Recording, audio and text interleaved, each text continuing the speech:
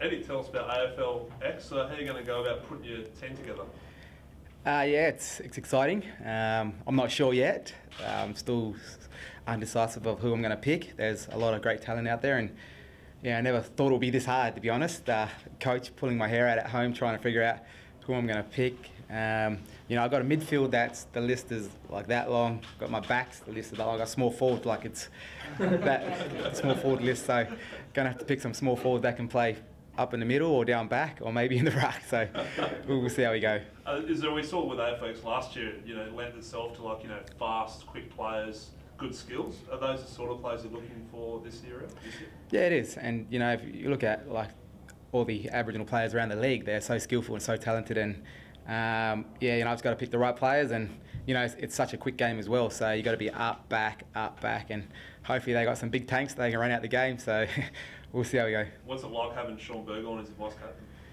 Yeah, it's interesting because I've always thought that, you know, Silk, as we call him, that should have been captain. They're trying to say he's my sidekick, but I'm his sidekick. You know, he's an unbelievable player, and I'll just go out there and let him do his thing. You've mentioned you've got a really long list, Eddie. Are there a few boys in particular that you've never had a chance to play with in your career that you would ideally like to play with in AFLX?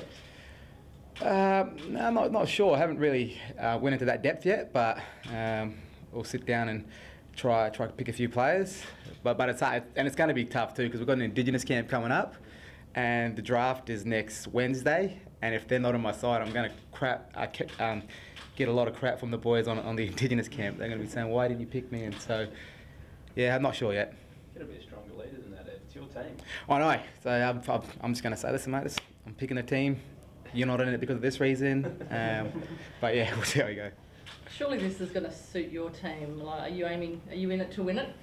Yeah, we are, and just to have fun. You know, it's there for the kids. We're there to put a show on, and yeah. So you know, there's 4 teams, but we're coming up against, you know, Patrick Dangerfield, Nat Fife, Jack Rewalt, Patrick Cripps. So I've got to pick some players that can play up in that midfield, like big body midfield. You got some big players up in there. So Bontempelli as well. So it's going to be exciting. Looking forward to it. What do you think of the concept overall, Eddie?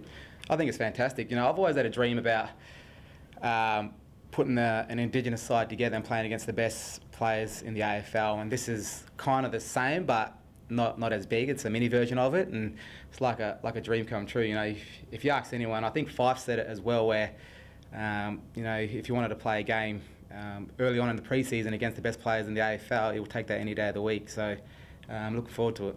What about the game itself, Ed? You didn't play AFLX last year. You said you went and had a look. What do you think of the format, and do you like it being part of your AFL pre-season? Yeah, I do. You know, and it's quick and it's very tough, and we do a lot of work out on a training track about playing that quick kind of short game. But yeah, that's why I said I've got to pick a lot of players that are very quick. They've got the tank that can go up and back, and you know, when you kick goals, there's flames coming out, the goalposts light up. So I think it's a great cause. I don't know, it puts you on the spot a little bit, but you know, you could have 3 sort of regular pre-season games, or you've got 2 in AFLX. What do you think the best format to juggle it all is? Well, I think we have 2 pre-season games, don't we? Yeah. And then we have 1 AFLX game, or we have 4 mini games. So in past, obviously, you've had 3 or 4 pre-season games and no Yep. AFLX. This last year you had an AFLX and a couple of pre-season games. This year it's the same. Do you have a preference as to, you know, how many pre-season games you like to play, or if AFLX should play a bigger part, a smaller part, any of that? Have you given any thought? Yeah, we're not sure yet, because it's only the second season of AFLX, and you know, by the looks of it, it looks like it's growing. It looks like it's getting better. You know, new concepts, new teams. So you know, I think we could only go, you know, upwards from here. Do you know if any Crows players you're going to bring along with you for your team, or not sure yet? Not sure yet. You know, I've only got 4 players that you can pick from each side, and obviously, you know, other players can get picked as well. So, you know, if Rory Laird, Brodie Smith, Rory Sloane get picked up, and I'm already in the team, so that's 4 already. So I can't pick any more. So that's why the draft picks are crucial, and hopefully I can get in early. Is Buddy going to be fit? Nah, I wish he was, Buddy. If you're out there, please come and play. I need you. You know, so we are. I don't think we have a tall forward, to be honest. So, like I said, our small forwards are. The list is that long. So, yeah, Buddy, if you're listening, please come and play for me. And Max sort of touched on it. Are there any Indigenous players that you know you played against, and this is, you've always wanted to play alongside? Well, it was kind of be honest, really easy for me to pick my backline players because I play on small backs and they're very tough to play on, and they're Indigenous as well. So it was a no-brainer for me to select these boys. So yeah. What about your pre-season, Ed? How have you gone? You're the old man of the team. How's that been? Yeah, it's weird. I've been the old man for the last 3 years. You know, the fossil dinosaur nicknames are not getting any older, so it's been good. I've really enjoyed this year. You know, pre-season's been fun. Training's been super hard, but everyone's come back in the right attitude. You know, everyone's fit. We're injury-free, so we're looking good. You feeling good, most importantly? Yeah, and I just actually spoke to the source today, and he said, mate, you're looking good out there. And I said, I feel good. My body's holding up. But as you get older, you have to manage that a lot, and you know that's where the recovery side of it comes in. And so you go, once training's finished, the next day I'm pretty sore. So after, you know, the ice baths, physios, massage, all of that comes into play. Have you changed your program a bit, Ed? Because you know you had a couple of hamstrings last year. You never really missed a lot of footy in your career, but last year seemed to be the first time you've actually missed a bit of football. Yeah, I wouldn't say the program's changed much. I think we still do 3 main training sessions a week.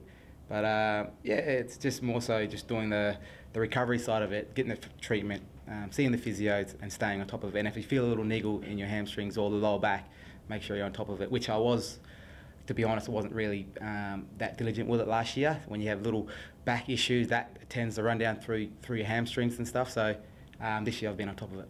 Has it been harder to manage life and footy over the past few years, Eddie? The family on Instagram, it looks crazy, a lot of fun, but crazy. Has that become not a distraction, but has that made juggling fitness and then family difficult? I wouldn't say difficult. I guess that's just part of life, you know. And footy's just a game, and my family I would put first all the time. And I guess you know the club's been really helpful on it this year, especially this pre-season where I'm trying to juggle kids and footy. But you know, my wife's been super. She's been fantastic. You know, juggling the 4 kids at home while I'm at pre-season, and you know, hands down to her because I stayed at home a few times with the kids and I couldn't do it. I couldn't wait for pre-season to start back. So it's been fantastic. And like I said, the club's helped me out a lot with that. You know, when we got a little time here, just take that off and go home. You know, help out the family at home. Did you have after last season? Did you come back with a bit of extra motivation? I think it might have been the least amount of goals you've kicked in the season for a number of years. Did that give you a bit of motivation to come back this year? Yeah, it did. And you know, just thinking about that, I was disappointed in the season I had last year. You know, I didn't want to go out and play like that, but I guess this year I've just came back and said whatever happens, happens. Just to have that free mindset and just go out, have a good pre-season, train well, train the way you play, and just enjoy it. Get back to enjoying playing footy with your teammates and with the footy club. So that's what I've been doing. I've really enjoyed it this pre-season. Apart from the games you missed with injury and stuff, was there anything else you could put your finger on that might have, you know, you might have been down 5% on the previous year? Or? Yeah, I think it's just come down to mindset, to be honest. You know, if you're not focused, then you know, you go out there and you're not trying to not play well. You go out there and things might not go your way. The ball might bounce here instead of there, and yeah, I guess, you know, we'll just have to put that season behind me now and move forward, and hopefully we can kick a few snags this year. I mean, no offence by this question, but have you thought about how many more years of footy you reckon you would like to play? I would like to play until my body can tell me I can't play anymore. I mean, I love AFL. I've played it since I was a junior. You know, now it's 15, 16 years at the top level. You know, I've got 2 more years left on my contract this year and next, and yeah, until my body says I can't play anymore, until the club gets rid of me, I'll continue to play. How important is like a mentoring aspect for you, Eddie? Obviously you got Tyson Stengel, this is his first pre-season with the club. Shane McAdam, a bit of a mature player, but he's joined as well. How important do you see yourself, your role as a mentor to these young forwards that have joined the pros? Yeah, I do. I love mentoring these young Indigenous kids. You know, I did it since when I was at Carlton. I did it here when I was at the Crows with Charlie Cameron. Only because I experienced that as a young kid coming in, being, you know, quite shy, didn't speak to anyone, didn't speak up, and got homesick. So me and my wife Anna opened up our doors to these young kids, and you know, they're more than welcome to come in, have a feed, have a yarn, and just make our home feel like their home, to be honest. And actually just got a call from Neville Jetta today, and we spoke about AFLX, and we got the original camp over here on the 17th of February in Adelaide, and he's watched on Instagram, you know, how we got the mob nights, and he said, how about if you organise 70 of the Indigenous boys to come around and have a big mob night at your house? And I said, we'll have to wait and see about that, 70 boys in the house. But yeah, we'll see how we go. So it sounds like you've got Neville Jella locked in for a spot in your back line.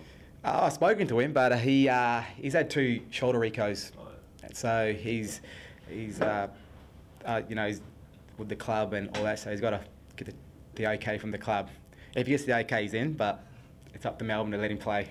Yeah, just finally, how's Tyson Stengel fit in? What's he like?